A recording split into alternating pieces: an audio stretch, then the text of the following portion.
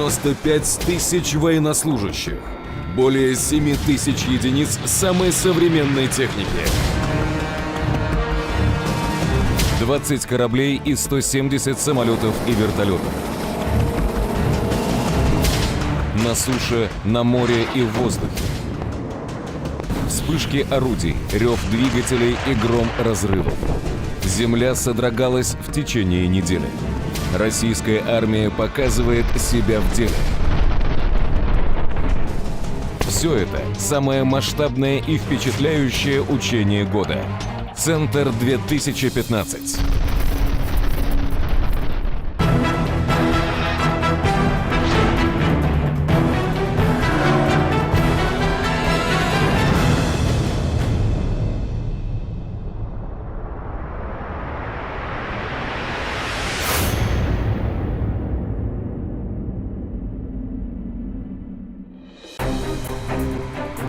Стратегическое командно-штабное учение «Центр-2015» охватило огромную территорию, причем не только нашей страны. Отрабатывали слаженность действий и подразделения вооруженных сил Республики Казахстан, что предусмотрено договором о коллективной безопасности, куда помимо России и Казахстана входят Белоруссия, Армения, Киргизия и Таджикистан.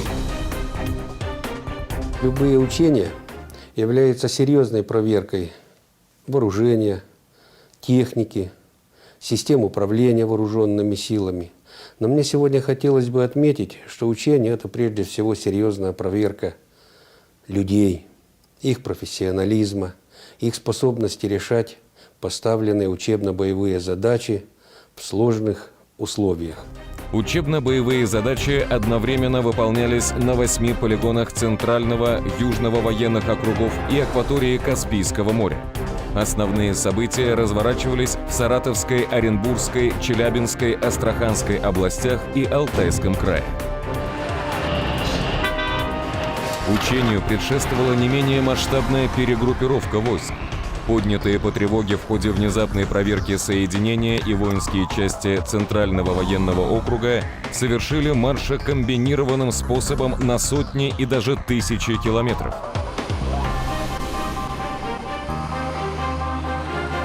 По воздуху, на железнодорожных платформах и, разумеется, своим ходом, причем зачастую по пересеченной и, более того, незнакомой местности. Мотострелки, артиллеристы, танкисты, ракетчики, зенитчики, военные инженеры, специалисты радиационной, химической и биологической защиты вместе с техникой преодолели до 3500 километров. Авиация перебазировалась на еще большие расстояния. Но это, как говорится, было только начало. Получена оперативная директива Верховного Главнокомандующего на начало учений Центра 2015. Легенда этого учения принципиально иная, чем раньше. Не просто некий условный внешний противник. Время не стоит на месте, несет новые угрозы. Сегодня враг номер один для всего цивилизованного мира – международный терроризм, под которым в первую очередь подразумевается, конечно, группировка «Исламское государство». Войска округа получили учебно-боевые задачи по локализации международного вооруженного конфликта на Центральноазиатском стратегическом направлении. Предполагается, что крупные соединения террористов с различных направлений вторглись на территорию нашей страны, заняли важные районы, что потребовало проведения общевойсковой операции с привлечением сил коалиции ОДКБ. Тревога! Тревога! На острие, как водится, десантники. Подразделением из состава 31-й гвардейской десантно-штурмовой бригады поставлена задача на десантирование парашютным способом, захват и удержание аэродрома, железнодорожных станций Харабали и Тамбовка, чтобы обеспечить прием основных сил десанта 98-й дивизии ВДВ. Это оперативное соединение получило и характерное наименование в штабных документах. Группировка немедленного применения. Координация с помощью автоматизированных пунктов управления «Андромеда-Д». Тренируются не только десантники, но и пилоты военно-транспортной авиации. О районе десантирования пилоты Ил-76 узнают уже в воздухе. Местность не знакома ни им, ни самой крылатой пехоте. В безжизненной степи полигона Ашулук многие из ульяновских десантников оказались впервые. Выбраны полигоны, которые по своим физико-географическим условиям включали бы такие элементы, как отсутствие ориентиров, полное бездорожье, пески, равнинная степная местность, соответствует тем районам, где сегодня действует бандформирование по тактике действий ИГИЛ. Первые задачи выполнены. Десантники объединяются с общевойсковой армией. Теперь предстоит действовать вместе. Но не все так просто. Сценарий учения носит довольно общий характер. Командирам приходится импровизировать, как говорится, по ситуации. А она, как и в реальных боевых условиях, меняется стремительно. Противник наносит неожиданные и болезненные удары, пытаясь поймать колонны техники на марше. В ходе выдвижения осуществляется диверсия на станциях ВРУ, минируются станции выгрузки, минируются подступы. И я считаю, что учение проводится очень поучительно не только для органов управления, вышестоящих штабов, но и непосредственно для войск. Войска не подводят. Застать врасплох экипажи боевых машин не так просто. Они уверенно отвечают огнем, направляя псевдобоевиков вглубь степи. На Тотском полигоне к уничтожению вооруженных бандформирований привлечены подразделения мотострелкового соединения. Разведка ведет поиск основных сил и передовых отрядов противника, используя новые образцы беспилотных летательных аппаратов. ДВС прокачан к запуску готов. Леер-3, Застава, Тахион. Действия разведчиков координируют с использованием комплекса управления и связи «Стрелец». Особое внимание радиоэлектронной борьбе. Противостояние именно в этой сфере зачастую определяет победителя в вооруженных конфликтах современности. Расчеты комплексов беспилотников и автоматизированных станций помех «Житель» подавляют абонентов сотовой и спутниковой связи условного врага. Всю прочую электронику подавляют новейшие многофункциональные комплексы РЭП, Борисоглебск-2 и Красуха-4С. Всего на учении применялись более 150 единиц техники радиоэлектронной борьбы. Это требование сегодняшнего времени. Массовое использование авиационных средств поражения, в первую очередь высокоточного оружия. И все это предполагается в реальных действиях при условиях активного противодействия противовоздушных средств противника, в условиях радиоэлектронной борьбы. Это характер текущих современных войн.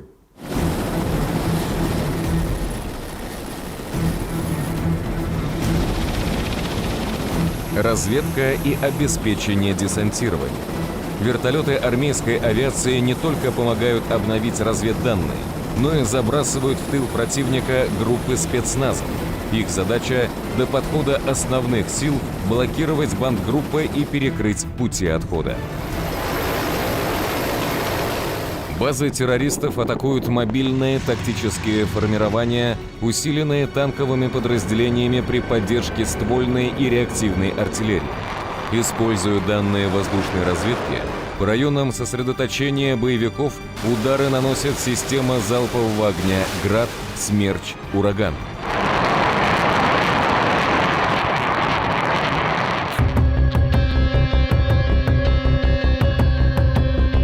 С временных огневых позиций огневое поражение противнику наносит гаубичный самоходный дивизион МСТА-С. На Чебаркульском полигоне основные события разворачиваются под покровом темноты. Сделано это намеренно. Опыт боевых действий в темное время суток получает Уральская отдельная мотострелковая бригада. Тонкую работу предстоит проделать спецгруппам точечного огневого поражения. Так здесь называют снайперские пары. Ликвидировать главарей террористов. К базе противника снайперов выводят пошагово, методом спортивного ориентирования, если говорить гражданским языком. В режиме радиомолчания в В полной темноте им приходится совершить марш-бросок на 10 километров, получая приказы в процессе передвижения и не зная конечной цели. С этой задачей снайперы справляются отлично, а с огневой подготовкой у них и так полный порядок. Это не праздничный фейерверк. Ночной разгром базы боевиков завершают мотострелки и бронетехника. Ориентироваться на местности позволяют приборы ночного видения. Младшие командиры могут надеяться только сами на себя и принимать решения самостоятельно. Координировать их действия в кромешной тьме весьма затруднительно. Это тоже бесценный опыт. По отходящему противнику ведут огонь установки реактивного залпового огня.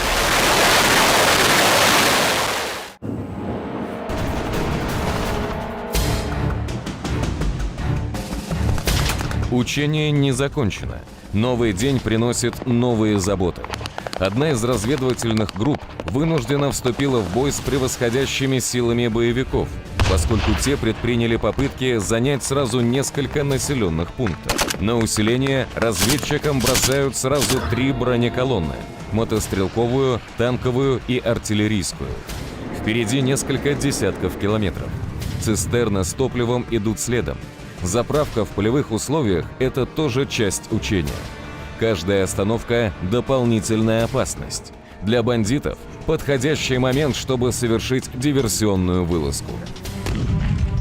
Работы хватает и военным инженерам. Они в первых рядах. Тут надо вернуть в строй перевернутую бронемашину, а там мост навести через противотанковый ров, чтобы не задерживать колонну. И везде счет идет на минуты. Нету ни одного запланированного эпизода, нету никакого сценария, все действуют по-боевому. Ставится задача, и она выполняется. При свете дня громить врага гораздо проще. На условного противника обрушивается вполне реальный град снарядов из одноименной установки. Жирные точки ставят танкисты и самоходчики. По видам и родам войск, что там, скажем, на 1,5–2% улучшается показатель современности техники в связи с поставкой в войска новых образцов. В количественном и в качественном составе пополняются войска новыми образцами, что является гарантией выполнения обязательств, которые перед нами поставил Верховный Главнокомандующий в мае 2012 года. На Донгусском полигоне еще один воздушный десант. С транспортных илов совершают прыжки бойцы 56-й отдельной десантно-штурмовой бригады ВДВ. Здесь они тоже впервые. Требование министра обороны обучать войска на незнакомой местности выполняется неукоснительно. Задача та же – обеспечить безопасное развертывание основной группировки войск. Разведку боем проводят группы специального назначения. Они оснащены самой передовой техникой, в том числе баги и квадроциклами, что позволяет передвигаться почти молниеносно. Внезапность и мобильность – залог успеха.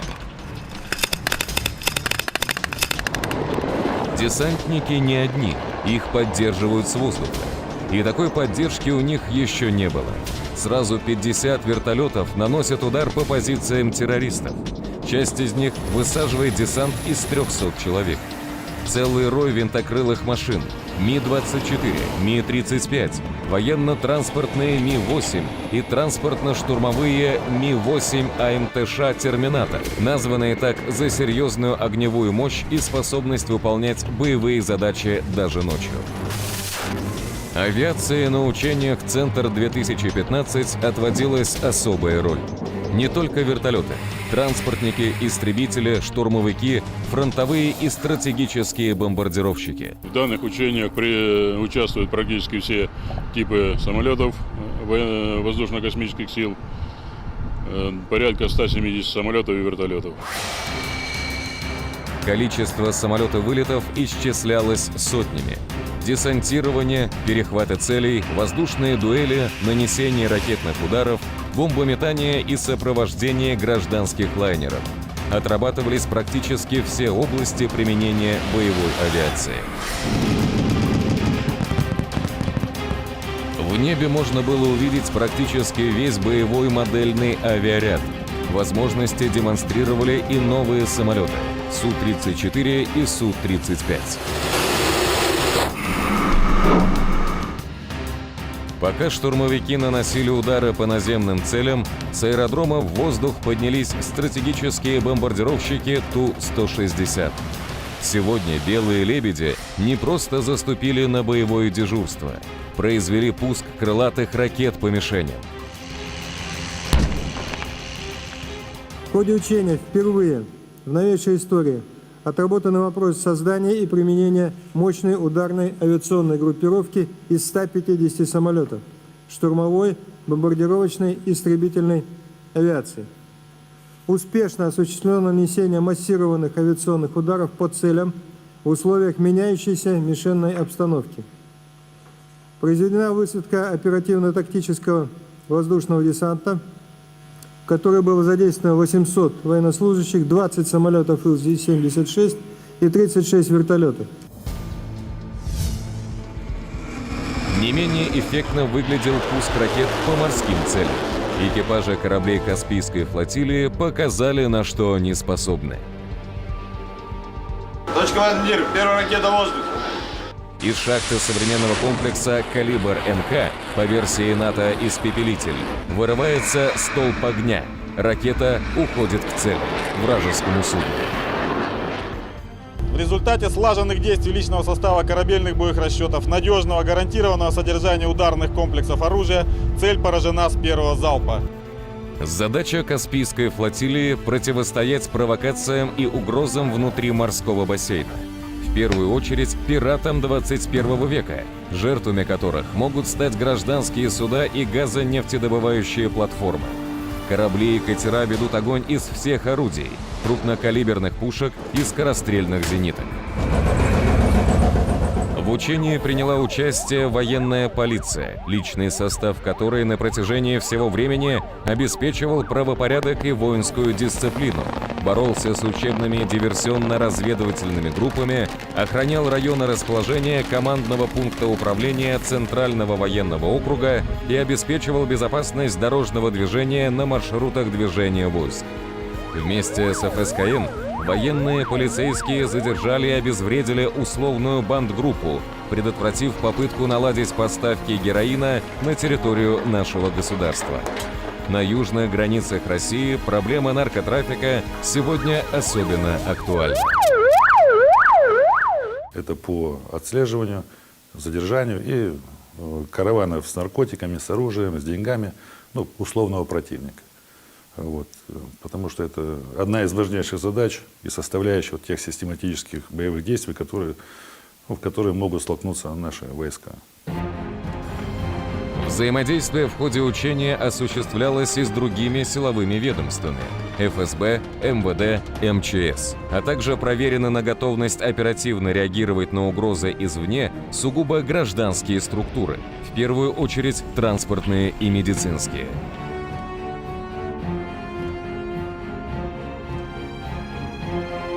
Центр 2015 для военных инженеров стал настоящим испытательным полигоном. Минно-саперные работы, наведение мостов и переправ, маскировка. Невозможно даже предположить, что на опушке рощи укрыт полноценный железнодорожный состав – 46 вагонов. Они спрятаны под 200 комплектов маскировочных сетей. Есть и другие хитрости. Со стороны кажется, что это всего лишь платформа для перевозки леса. Но нет, на самом деле командный вагон, обитый специальными маскировочными щитами. Такие применялись впервые. Впервые применялись и подобные конструкции. Надежных ДОТ из габионов можно возвести за несколько часов. Дальше больше. Надувные ракетные комплексы. Военная хитрость, чтобы дезинформировать разведку врага и навести его на ложные цели, пока настоящие «Искандеры» шлют противнику горячий привет. Другими словами, сплошное надувательство. Немалая ответственность была возложена на медицинские подразделения и службы материально-технического обеспечения. Все они также выполняли боевые задачи. Активно применялись автоматизированные комплексы расчетов необходимого количества продовольствия, мяса, хлеба, воды относительно задействованного личного состава. Или вот такие полевые водоочистительные станции, позволяющие оперативно обеспечить питьевой водой даже крупные воинские подразделения. Непрерывный конвейер. Литровые пластиковые емкости в форме привычных бойцам армейских фляг. При этом обеспечение нужд самих военнослужащих только малая составляющая задач тыловых служб. Представьте себе, что техника не заправлена. Боеприпасы есть, экипажи есть, на корм надето, обуто, все, а горючего нет. Естественно, не поедет.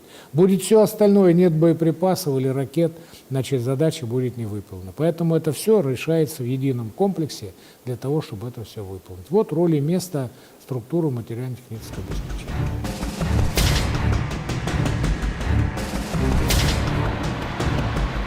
И вот кульминация учений.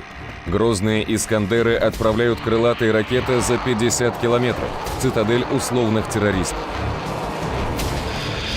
Финальную стадию стратегического командно-штабного учения «Центр-2015» лично контролируют верховные главнокомандующие и министр обороны. Сегодня огонь ведется из всех орудий – с земли и с воздуха. Модернизированные танки Т-72 и Т-90, система залпового огня, самоходная артиллерия, тяжелые огнеметные системы, как новейший «Солнцепек», способные действительно спалить любого противника. Кульминация – 3-тонная бомба, сброшенная с Ту-22. От нее не уйти никому.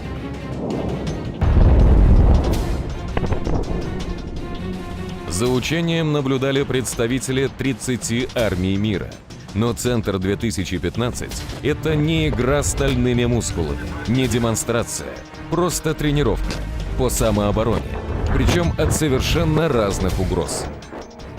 В целом стратегическая команда штабное учение «Центр-2015» продемонстрировала возросшую полевую, летную и морскую выучку войск. Созданные межвидовые группировки показали высокую эффективность при выполнении поставленных задач. В учении задействованы новейшие образцы военной техники. Отличный повод для личной встречи конструкторов и самих военных. Только что посмотрели выставку современных вооружений, встретились с личным составом, участвующим в учениях Центр-2015, в ходе которых в том числе проходили обкатку новые образцы оружия, военной техники. Учения показали высокие тактико-технические характеристики современных систем вооружения и тем самым еще раз подтвердили значительный потенциал наших оборонных предприятий. На первом месте выполнение гособоронзаказа. Какие бы ни возникали трудности, только это может сделать российскую армию еще более современной, позволить идти на шаг впереди, что само по себе является лучшей защитой от любой агрессии.